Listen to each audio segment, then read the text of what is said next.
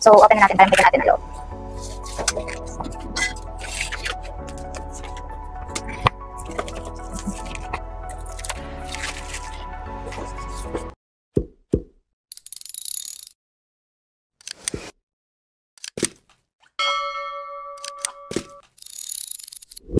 So guys, unbox tayo ngayon. What's in here? Unboxan natin siya.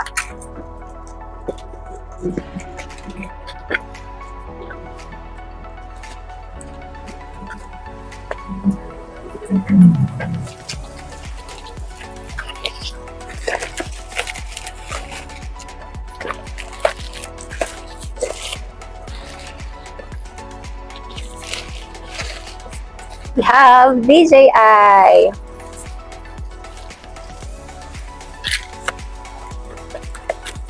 So, maganda yung pagka-packaging niya. Meron siyang bubble wrap.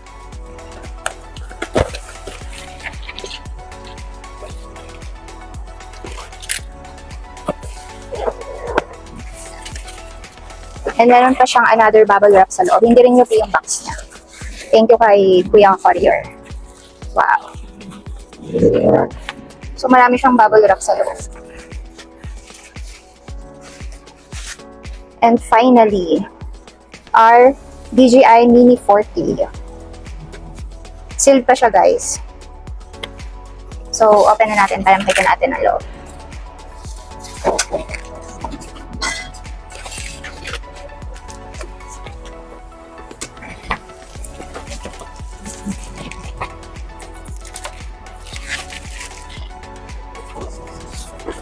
Very classy yung kanyang packaging.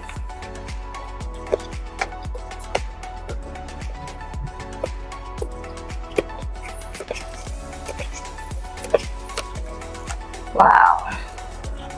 Our DJI Mini 40. So, wala na siyang harness.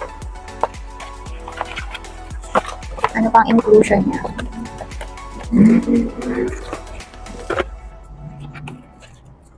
Oh, wala na siyang harness study. Ay, nandun pala yung harness study. Remote control. And our DJI Mini 4K. So, tingnan pa natin kung ano pa yung sabi sa ito.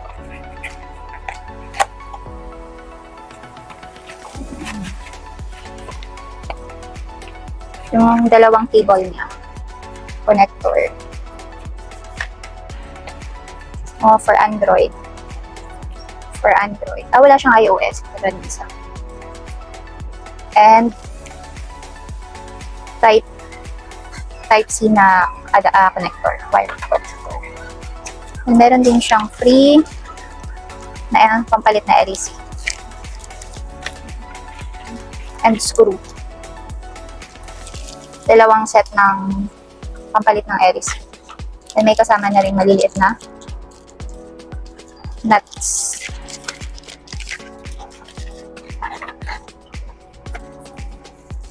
Let's see yung remote control.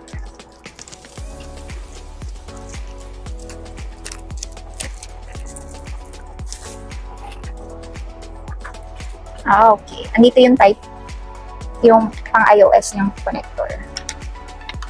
For Apple users. So, Apple users friendly and Android users. And andito rin yung para sa controller. Tigas pa niyang kunin.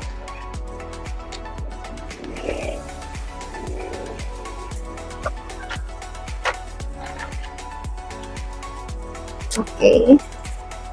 LEC.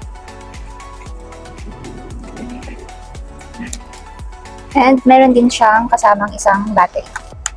Dito yung lagayan ng SD card. Dito naman yung port for charging.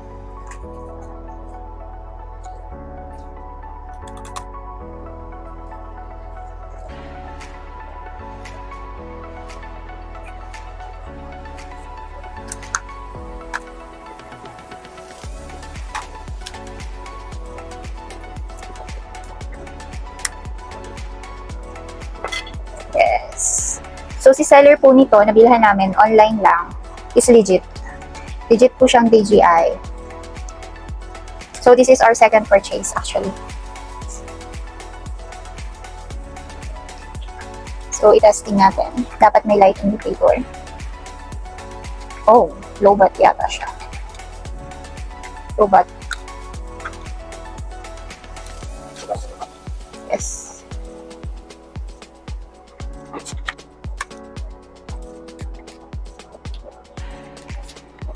So, kuha lang tayong battery guys para ma-test natin.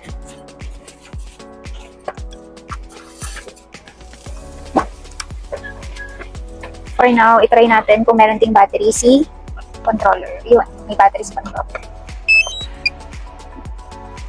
Yes, low bat din siya guys. Si controller. Pero legit yung store na nabilhan namin dito. Legit na DJI.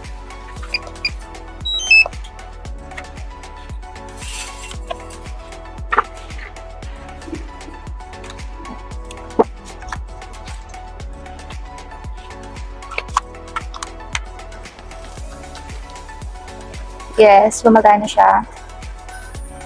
I forgot to remove this. Yes, ito yung light indicator niya. So, kahit gabi, kapag nagpa-fly siya sa gabi, kita pa rin natin kung nasaan ang ating drone. So, mag-assemble tayo guys. Naka-open na yung ating remote control.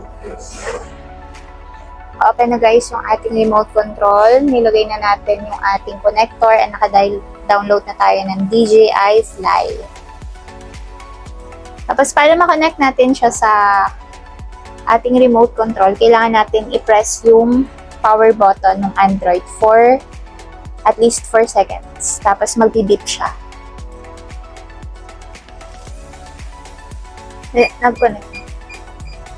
Nag-detect na. Na-detect na siya guys, sumunog na.